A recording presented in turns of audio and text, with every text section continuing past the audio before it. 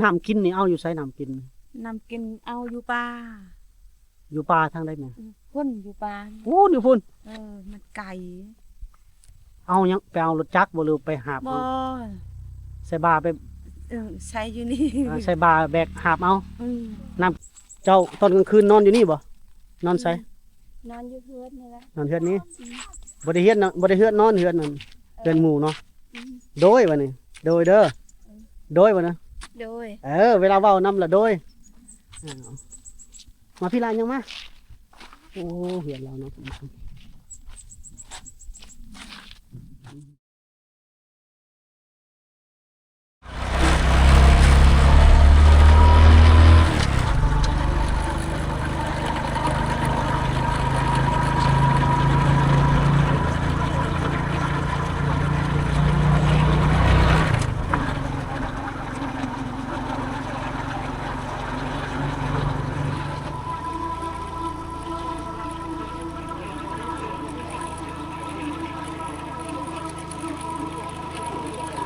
ทางแดงลำสม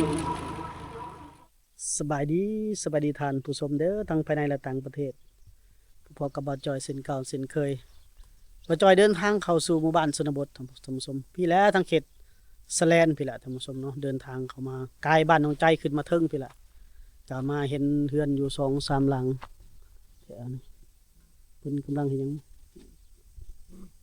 แดดร้อนสบายดีบันชวนบันชวนพากันเฮ็ดหยังอยู่กำลังเฮ็ดอยู่ปลูกกาแฟลูกสาวบ่โอ้เจ้าเกินแม่ยังเอิ้นเจ้านะแม่ยังเกินเจ้านะแม่ลำใส่เฮือนเจ้านี่บ่เฮือนเจ้าเฮือนอยู่ก็บ่มีโอ้อยู่กันจักคนได้ลูกจักคนแม่นะลูก5คนเอาผัว2คนแล้วโอ้ลูก5คนลูกสาวได้ผัวหมดแล้วลูกสาว2คนเอาผัวยังเป็นลูกหลานโอ้อันนี้ก็แม่นบ่ลูกน้อยๆนี่บ่แม่นพี่ปิ้นมาพี่แม่ปิ้นมาพี่หันมาพี่มันมุมย้อนแสงนี่เนาะเฮือนเจ้านะแม่เนาะได้ลูก5คนเอาผัวแล้ว2เอาลูก2ยัง3บัดนี้ยัง3นี่ก็เอาผัวแล้วลูกนี่มีลูกไผเฮือนลูกไผอันนี้ตัวนี้เฮือนลูกไผเนาะหลังนี่เนาะเฮือนลูกไผกันเนาะก็ใครแน่เขายังออกเฮือนต่างเพิ่นกำลังอันนั้นท่านผู้ชมกำลังยัดเอายังแน่ยัดดินบ่ดินนี่ลูกสาวเพิ่นนางยังลูกสาวนะนางมานี่นางมานี่อันนี้ร้านบ่นำมันนี่ร้านเพิ่นกำลังยัดขี้ดินปนกับแกบบ่ขี้มีอันฝุ่นคอกความได้ท่านผู้ชมมีขี้แบ่บ่ขี้แบ่ก็บ่มีแบ่โอ้คือเห็นน้อยๆเดียวเนี่ยเม็ดมีหยังใส่น้อยๆเดียวนี่มีขี้แบ่ก็งามเนาะคนนี้ลูกสาวนางมานี่เนาะ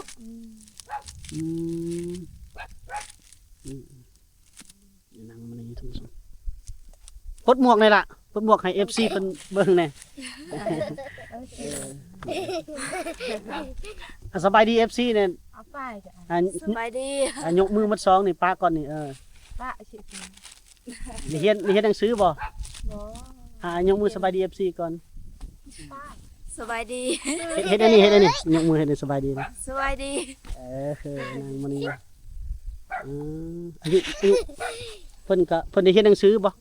ได้เข้าห้องปอได้จะเข้าเรียนหนังสือเรียนแต่น้อยบ่ฮู้อยู่ปะนี่โอ้มันย่างคู่มืออยู่บ้านแสลนรถไฟก็บ่มีเราย่างไกลแลออกเนาะได้บ่ป.2 ฮอดบ่ป.2 เนาะฮอดน้องมณีเพิ่นจักปีแล้วน้องมณีนี่14เนาะจื้ออยู่เนาะแม่เนาะ14ปีพลังงานปลูกอยู่ไสปลูกกาแฟปลูกสวนใดปลูกนี่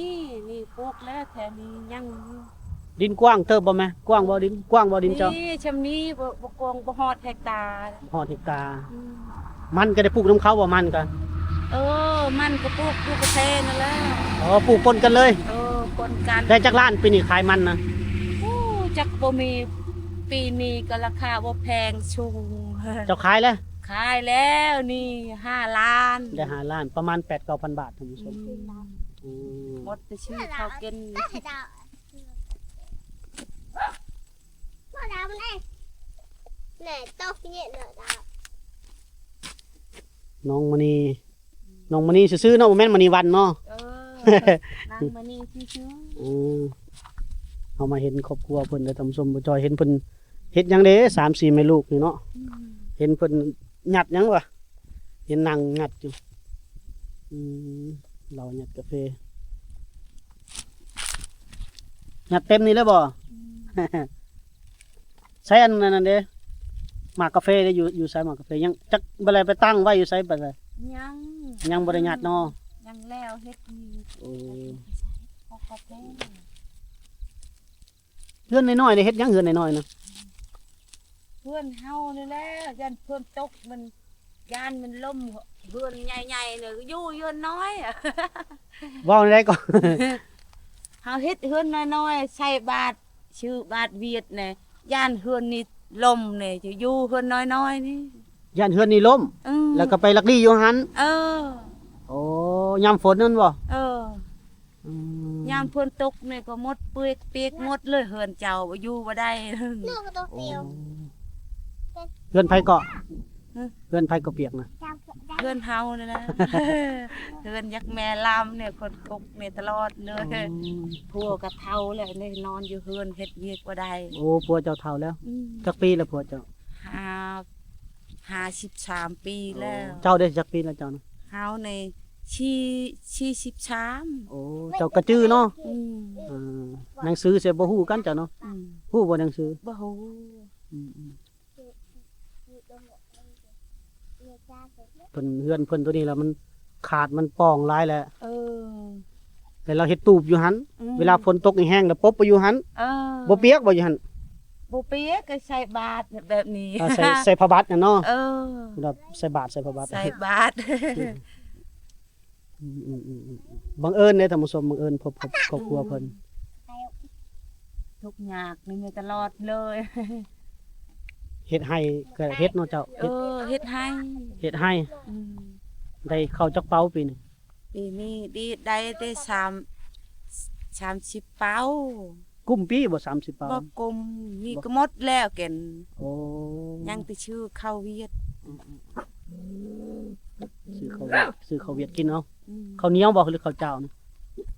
ข้าวเหนียวก็ชื่อข้าวเจ้าก็ชื่อ โดยนี่แม่ แม่น้องมณีเพิ่นท่านผู้ชม เออ อ้าวจักว่าคนพบนางเอกคนใหม่แล้วบาดนี้เนาะเอาเฮ็ดเวียกเนาะ nào. เดี๋ยวอาสิถ่ายทำให้ผู้ใหญ่เพิ่นเบิ่ง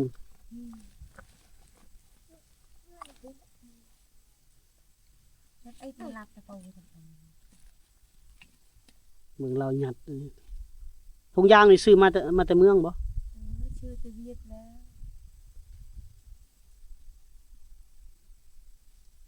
โอ้ซื้อมาแต่เวียดเนาะ Tụi ทางนี้แล้วไปซื้อเครื่องทั้งเวียดพุ่นบ่ เออ โอ้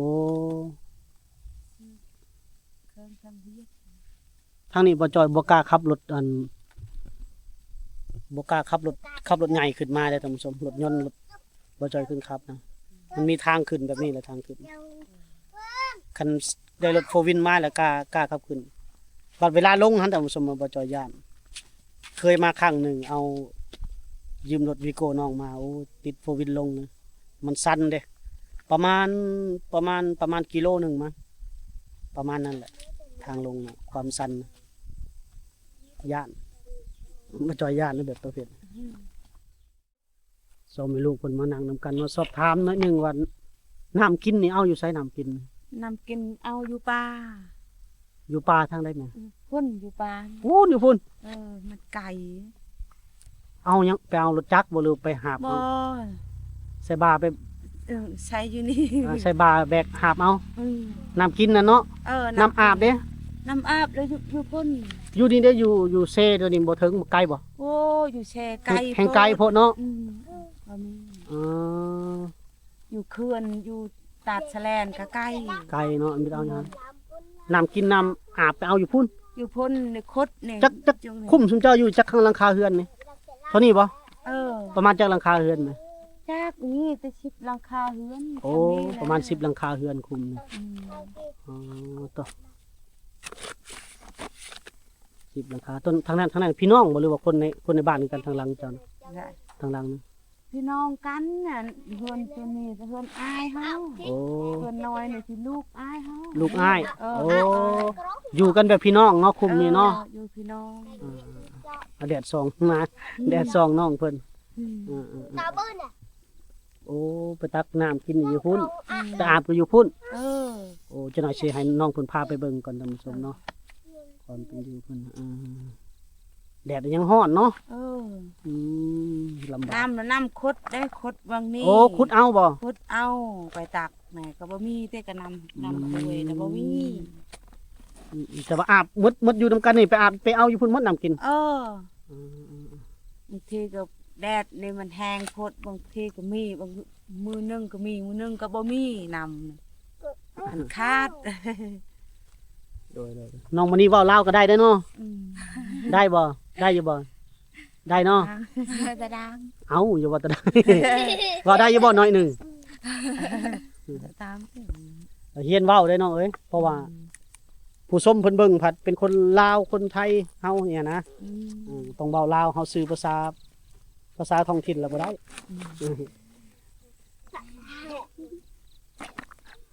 พวกน้องเพิ่น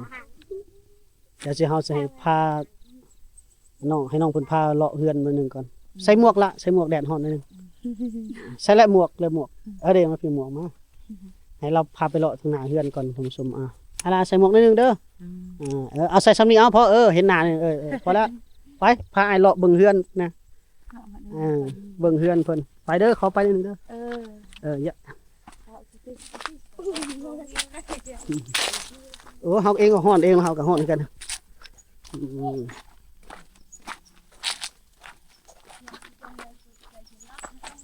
นี่แถวนี้ก็ได้แล้วเบิ่งเฮือนเจ้าเองนี่ละโอ้นี่เฮือนเพิ่นท่านผู้ชมเฮือนน้องเพิ่นเนาะมาพี่มาเฮียเอาพี่มาเจ้าตอนกลางคืนนอนอยู่นี่บ่นอนไส นอนอยู่เฮือนนี่แหละ นอนเฮือนนี้บ่ได้เฮือนบ่ได้เฮือนนอนเฮือนนั่นเฮือนหมู่เนาะโดยบัดนี้โดยเด้อโดยบัดนะ โดย เวลาเว้านำละโดยมาพี่ลานยังมาโอ้เฮือนเราเนาะ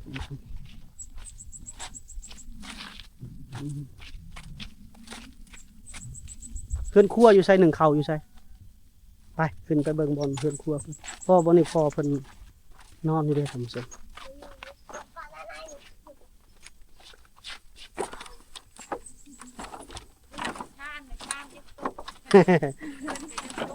โอ้สาดเรากระทุ่มสม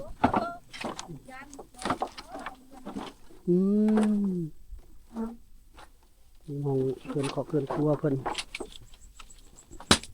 โอ้เย็นเนาะเย็นเนาะนางนี่ลาเจ้านางนี่ปลดหมวกลงบ่เนี่ยเห็นมองครับเห็นมองน้องบ่น้องมาลาน น้อง นี่เพื่อนครัวแล้ว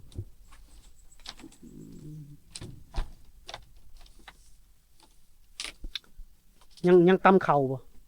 ตามคู่มือ ตำคู่มือ อืม อ๋อตำคู่มือแล้วท่านผู้ชมน้องมณีโรงเรียนนี่ตอนนั้นเขาได้อยุปหนึ่งเนาะ อืม ย่างไปว่าจะไปโรงเรียนแต่ก่อน ยางคู่มือแล้ว ออกโรงเรียนโดนแล้วบ่ โดนแล้ว โดนแล้วนี่เห็นเพิ่นตากเขาอยู่ตำแล้วมื้อนี้ อืม ตำตอนใด ตำมื้อเช้านี่บ่เอาตำเขามื้อเช้านี่ท่านผู้ชม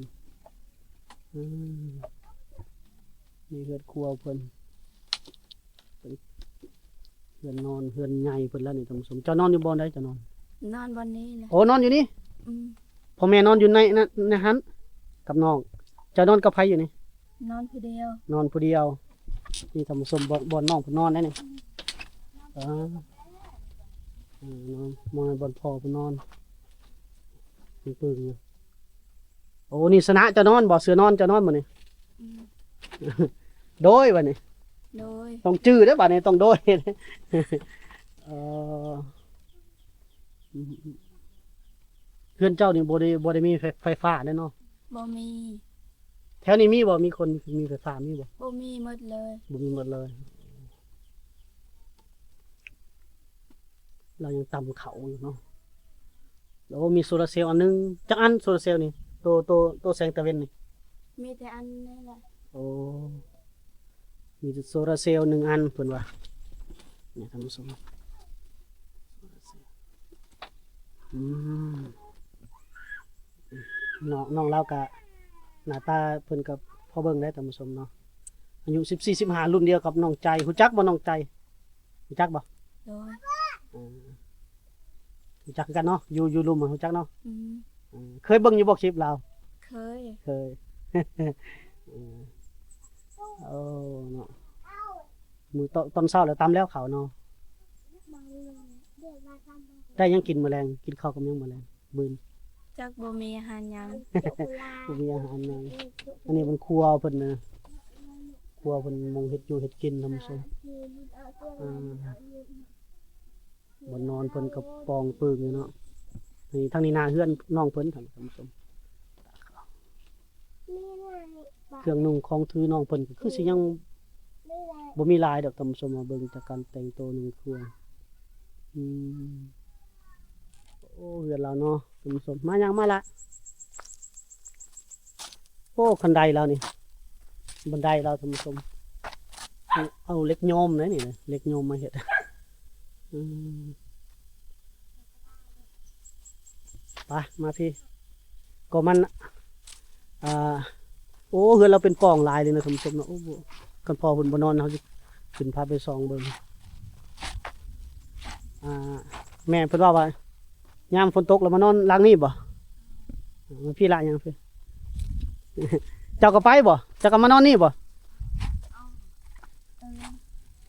พี่ปิ่นมาทางอ้ายพี่เจ้ายับมาพี่หนิดนึงยับมาพี่แดดส่องยับมาอีกยับมาอีกยับพี่ข้างนี้นี่แดดส่องหนาอยู่หั่นละยามมันยามฝนตกนี่เจ้าก็มานอนบ่หรือว่ามีแต่แม่มานอนอยู่นี่ มีแต่แม่และคอยไปนอนเฮือนหมู่ โอ้เจะปบไปนอนเฮือนหมู่อีก อืม เฮือนหมู่ใกล้บ่เฮือนหมู่นะ พ้นอยู่พ้น โอ้ยามฝนตกคันยามฝนบ่ตกแล้วนอนเฮือนตัวเองบ่ อืม โดยบ่นี่ โดยยังบ่จื้อเด้ยังครั้งแรกเลยอืมนอนแม่ขึ้นปบมานอนนี่ท่านผู้ชมเนาะยามยามเพิ่นว่ายามฝนตกแล้วปบมานอนนี่ยามปกติจะนอนอยู่หั่นเพราะว่าเฮือนเรานี่เบิ่งท่านผู้ชมนี่บ่เจ้าครับเบิ่งแถวนี้เป็นปล่องมาเลยท่านนึงแต่มันสิล่มนี่ล่ะมันเอ็นแหละโอ้ลึกเนาะอืมพวกเสาอยากเฮ็ดเฮือนบ่ได้แม่นหรือเป็นหยัง ลูกคนนี้อยากเฮ็ดเฮือน โอ้ลูกชายอยากเฮ็ดเฮือน เออ เสาของเราบ่นี่เสาเฮือนเรา เออเฮือนลูกเฮาเฮ็ดนี่ บ่แม่นของเสาเฮือนตัวนี้บ่แม่นเนาะ บ่แม่น ลูกเพิ่นจะเฮ็ดเฮือนต่างหาก เออ ปุ๊กเราจะเฮ็ดอยู่ไส เฮ็ดอยู่นี่อยู่นี่นะจักเฮ็ดบ่มีเงินซื้อสักกะทีก็บ่มี โอ้แต่ว่าไม้ใหญ่เด้ท่านผู้ชมบ่ อืม จักไม้หยังเด้เราเฮ็ดนี่เนาะอันนี้ของลูกชายเพิ่นบ่แม่นเนาะเฮือนแม่เนาะ อืมลูกชายเฮาก็อยู่เพิ่นลูกสาวแล้ว อ่า ลูกไผ เพิ่นได้ลูกแล้วบ่ บ่มี จักดนแล้วบ่เขาเอากัน 2 ปีเอา โอ้ เมีย 2 ปียังบ่ได้ลูกเนาะ อืม ได้ผู้ยากเพิ่น อืม โอ้แผนเราจะเฮ็ดเฮือนต่างเนาะ อืม สุเจ้าก็เฮือนต่างอีก อืม นี่ก็น้องมื้อนี้เพิ่นก็ยังอยู่นํพ่อแม่ เออ ก็รุดน้องมื้อนี้ยังผู้ใดน้องเรานะ อืม น้องของมื้อนี้นี่ บ่มีลูกหลาน ลูกหลานเลยบ่นี่ เออ แสดงว่าซุมเจ้าอยู่เฮือนนี่3คนเนาะ อืม โอ้3คนนี้ ยังแต่อยู่เฮือนยังแต่ชีคนยังลูกพอห่างอะเป็นพอห่างก็ยังผู้เดียวลูกอายคนนี้ บ่มีเมีย โอ้เราไปไสเลย จักไปเล่นแล้ว แต่ว่าเราอยู่เฮือนนี่คือกัน อืม เราเอาเมียแล้วปะเมียมาเฮือน เออ โอ้เมียปะแล้วเนาะแต่เป็นพ่อห้างแล้วก็ไปลิ้นแล้วเนาะไปบ่ได้อยู่เฮือนนํเจ้าแล้วไปอยู่ต่างหากแล้ว อืม บ่ง่ายว่าอยู่ณตอนนี้ก็4คน อืม รวมทั้งอ้ายของน้องมณีนี้ เออยังสี่ค โด น ยโอเคเฮาฮู้จักแล้ว อืม เรื่องราวของเพิ่นเอ้า น้ำนายต้น ติดตามตอนต่อไปอีกท่านผู้ชมเนาะ อืม อีพีนี้เฮาสิขอจบไว้ซั่นนี้ หลานนาย เจาะลึกวิถีความเป็นอยู่ของน้องมณีเพิ่นเนาะเบื้องต้นนี่เฮาฮู้แล้ว ว่าน้องเพิ่นอยู่กัน 3-4 คนในครอบครัวเฮือนก็สภาพเฮือนก็เก่าสุดโทรมหนักแล้วท่านผู้ชมเนาะนี่แหละกลายมาบ้านน้องใจไกลมหาแสนไกลเลยถือว่าอยู่ในชนบทเลยท่านผู้ชมเคสนี้ก็เนาะเป็นการค้นพบคือว่าอีพีต่อไปเนี่ยเฮาจะเจาะลึกเข้าไปความเป็นอยู่การใช้ชีวิตดำรงชีวิตของเขาเจ้าหมู่บ้านนี้บ่มีไฟฟ้าเด้อท่านผู้ชมเนาะแต่ว่าเขาเอิ้นอีกจุดหนึงอยู่นี่แหละท่านผู้ชมถึงรถยนต์นี่ปกติคนก็ขี่ขึ้นมาได้ละแต่บ่จอยย่านมันสูง เวลาลงมันสั้นลงมานี่นะคันมีรถมีโฟวินเฮาก็กล้าขับมาอยู่แต่มอเตอร์ไซค์มาได้อยู่ท่านผู้ชมเนาะโอเคคลิปวิดีโอนี้ขอจบไว้สำนี้เด้อท่านผู้ชมพบกันใหม่ใน EP หน้าสำหรับคลิปนี้สบายดี